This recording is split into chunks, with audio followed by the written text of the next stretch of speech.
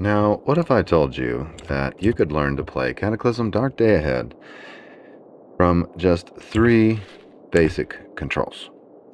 Those controls being S to smash. I tap the S key and it gives me the direction smash where. Use direction button or mouse. We will use the number pad or the arrow keys to indicate our direction.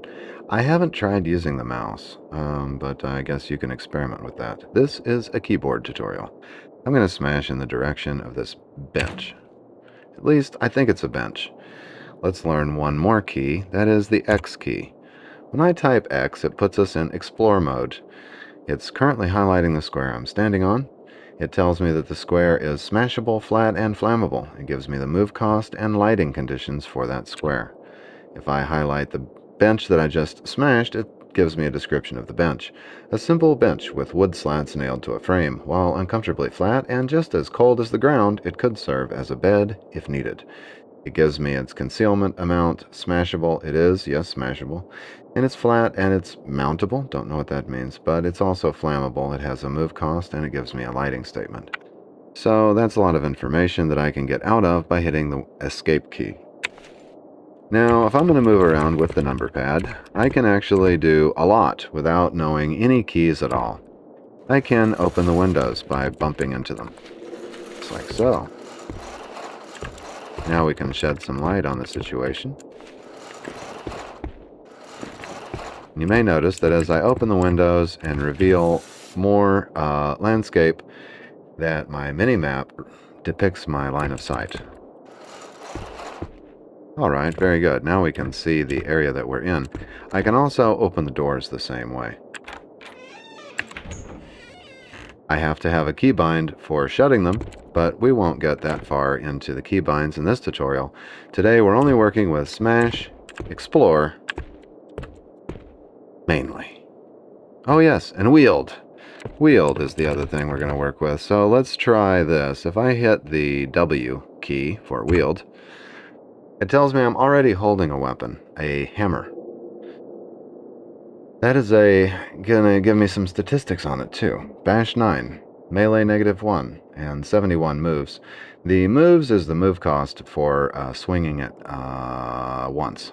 In other words, one turn is about 100 moves, so 71 moves means it takes less than one turn to swing the hammer. Nothing else in my inventory gives me bash, melee, or moves information, so really this is the only implement that I could use as a true weapon.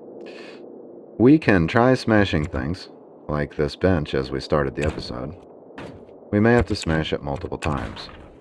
Now finally it broke. Let's try the wield key again. We got some new options in our wield menu. Looks like a plank has 16 bash damage instead of 9. It's also melee -1, but it has a higher move cost associated with it, 160. So even though this is a better bash weapon, it's going to be slower to swing.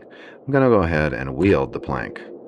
I am given the option to drop the hammer, or I would be given the option to store it in my inventory if I had inventory to store it in. But I'm not going to teach the inventory key today. I can just teach the wield key, and it's almost the same thing for our purposes early on.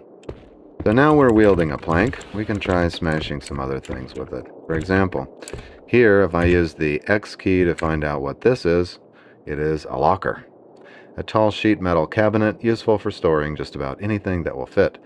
That tells me I'm probably going to get sheet metal from it when I smash it. It looks like our plank has been damaged by the force of the blow. And we finally have defeated the locker, or cabinet. I'm going to hit the wield key and see if a good weapon came out of it. So there were plastic cutlery stored in the thing, which are terrible weapons, obviously. We also got a small metal sheet, which is a horrendous weapon at -3 melee, and an even worse plastic Tupperware. Not good. I want to note here that as I use the number pad to move around, my stamina in the top right hand corner under STAM is a bit depleted. If I tap the 5 key or hold the 5 key down, we're passing time. If you look at the clock, you can see time is being passed. And our stamina bar is slowly refilling. So there's another thing we can do just from the number pad. What else do we want to try smashing? Ah, yes. Let's say, for the sake of argument, that we are locked out. And the windows are not open. Can I close these from the outside? Oh, I'm not going to teach you the close key. That'll be for another episode. So let's say these doors are locked and we can't get in, and the only way in would be through this window. We can smash it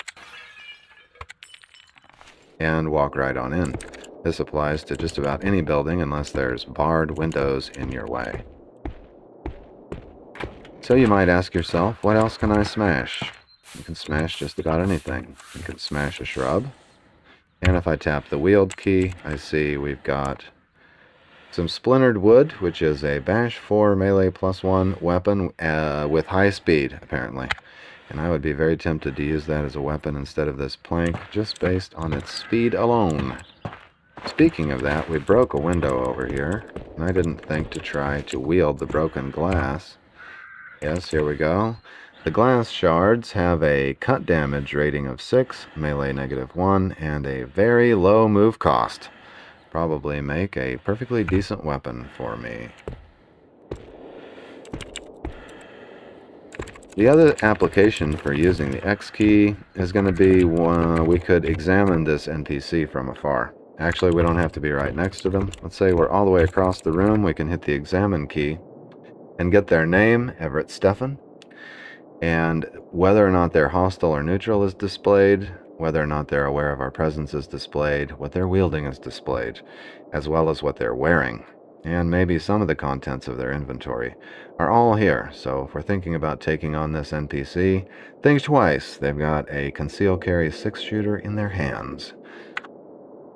The other applications for the X key are to look at the furniture objects around. Here we have a computer console, trash can. We can find out what the walls are made of and whether they're smashable, which is good knowledge to have. And we can analyze the darkness or lightness of a square for sneaking purposes using the X key.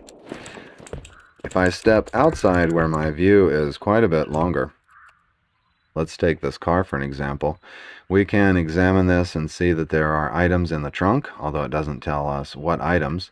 There's a volume of 30 out of a possible 200 liters of volume in the trunk, so it's partially filled. We can also examine the parts of the car and see their health. So all of these car parts are in good health, so the car is undamaged. That's good information to have. I'll bet we could drive that car, and in the next episode we will figure out what key does that. I can examine trees to see what kind of trees they are, and even get tool tips about them, about how they can be cut down with the right tools, for example. We can also refer to our mini-map and get some information. Let's see, there's 2 green blips off to the right. We can scroll off to the right using the X key and see if we can find the 2 green blips. Ah, here they are. Looks like we're seeing a green frog off in the distance. He's ignoring us, and there's a nice description of the frog there. And what do we have here? An oversized aphid. It also gives us an estimate of how fast the creature is. So this creature is faster than we are, and the frog, is much faster. So having an idea of the enemy entity's speed is very handy. So we've looked at what we can wield, we've looked at what we can smash. We could walk up to the trunk and hit the wield key and see if we've got a nice lug wrench inside, like this one here.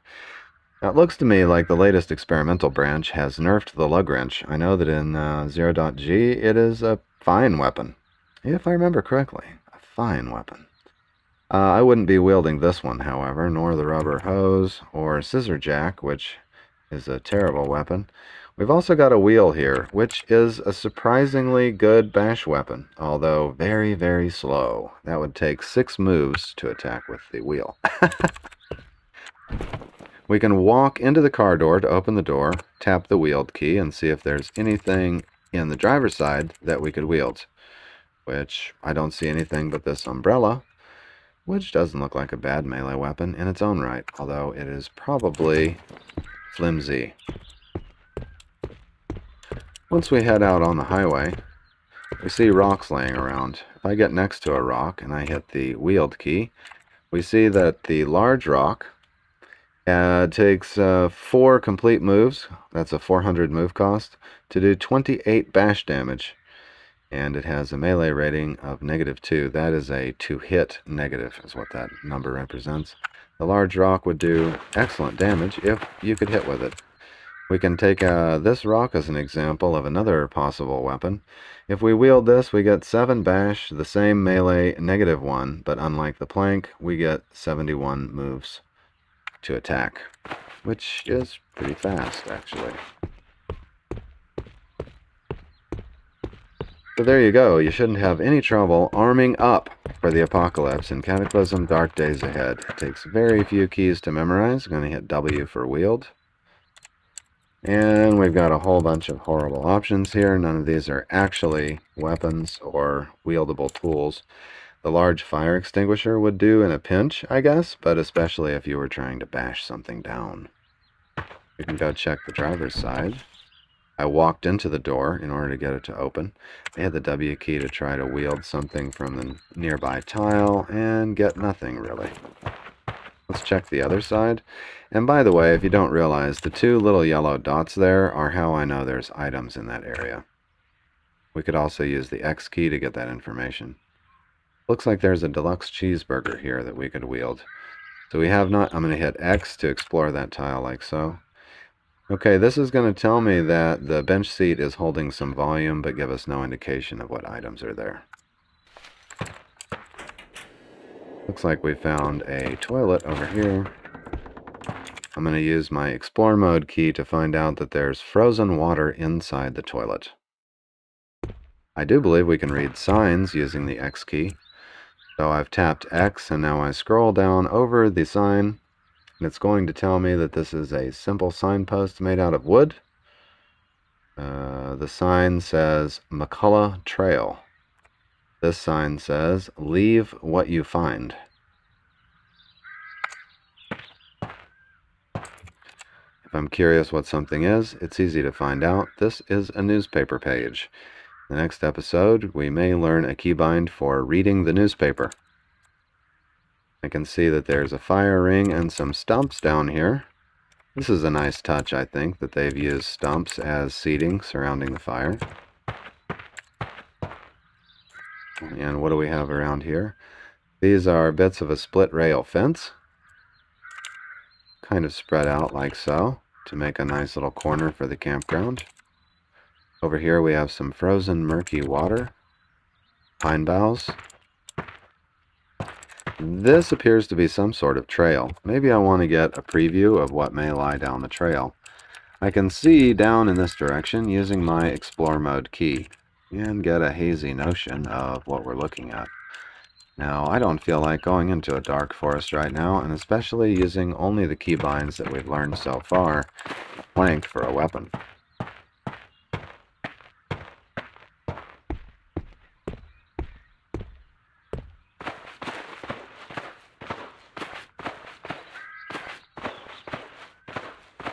So there you go. You've learned enough to start playing Cataclysm on your own. And believe me, with just the keys we've discussed so far, you have got hours of fun ahead of yourself. Exploring the forests, the trails, and the various buildings and other things that, there's literally hundreds of different kinds of buildings. Oh wait, have we come into an orchard? Ah yes, this looks like an orchard. Very nice, okay. Now there may be something here that we could loot, weapon or tool-wise. Now I see a red blip on my mini-map. I'm going to use my Explore Mode key to scroll over here and see. I just saw a fox there. Is that the hostile creature that we're seeing on our mini-map? Looks like it. He's ignoring me. He's faster than me. I wonder if I can walk around the side of the building here. I think there should be a main orchard building. I don't want to get too close to the fox. He's just standing still right there. Ah, and we've spotted a zombie. So you're going to have to deal with the safe mode issue. Whenever you see a monster, the safe mode will turn on to make sure that you know that monster is there, and it will tell you what key to hit to turn safe mode back off, or to ignore the problem that you've seen. Here we go. There is a main building here connected to the orchard. Okay, I'm seeing zombies on my mini-map right on the edge of my vision. Generally, if I can keep the zombies on the edge of my vision, they won't come after me. It all kind of depends on how bright it is outside and how exposed I am and so on. I think one of those blips may be headed toward me. I'm going to not use the close key because we haven't learned that yet. But anyway, as you can see, these are the 3 buttons that you can use to get started on your adventure. And if you've decided to start playing Cataclysm and want to learn more about it, join me in the next episode for 2 or 3 more keybinds that will change your Cataclysm experience forever.